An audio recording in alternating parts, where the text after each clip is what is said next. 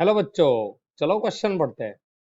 Note that the inductive time constant of an RL circuit is the time in which the current RL circuit grows to 63.2% of the maximum value of current, or it is the time in which RL circuit decays to 36.8% of the maximum value of current.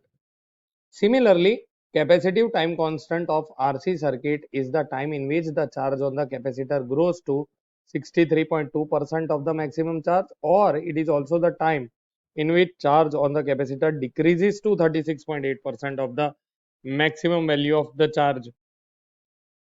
Read the above passage carefully and answer the following questions on the basis of your understanding of this passage and related studied concepts. What is the Helmholtz equation for the growth of RL circuit in RL circuit? तो पहले तो हमें RL की concept हमारा है क्या? की concept है करंट इन RL सर्किट. की concept is current in RL circuit. अब यहाँ पे पहले हमें क्या करना पड़ेगा? पहले RL सर्किट बना लेते हैं. तो let us make an RL circuit. So this is your R and this is your L and this is your RL circuit, जहाँ पे आपने एक ऑल्टरनेटिंग सोर्स कर दिया, यहाँ पे एक ऑल्टरनेटिंग करंट आ गया, R है, L है. अब यहाँ पे सबसे पहले क्या होता है कि जब करंट चेंज होता है तो इंडक्टर की प्रॉपर्टी ये होती है कि वो करंट को ऑपोज कर दिए. तो inductor opposes the growth of current.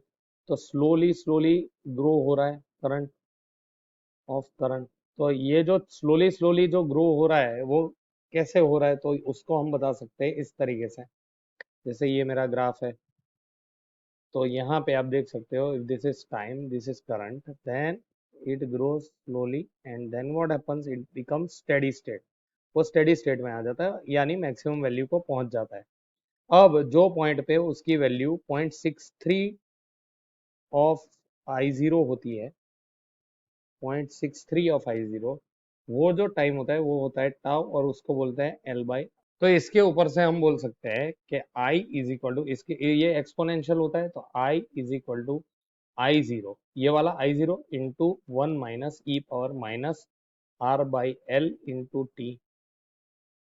तो therefore we can also say that I is equal to I zero into 1 - e⁻ t by tau. ऐसे भी लिख सकते हैं. तो ये इक्वेशन क्या हुई? ये हुई हेमहोल्ट्ज इक्वेशन. ठीक है, तो ये मेरा फाइनल इक्वेशन होगा. I is equal to I zero into e⁻ t by tau, where tau is the time constant L by R. तो tau is equal to L by R, ये टाइम कांस्टेंट है और ये हमारी final equation है. आप देख सकते हो. होप यू अंडरस्टैंड बच्चों. Thank you and best of luck.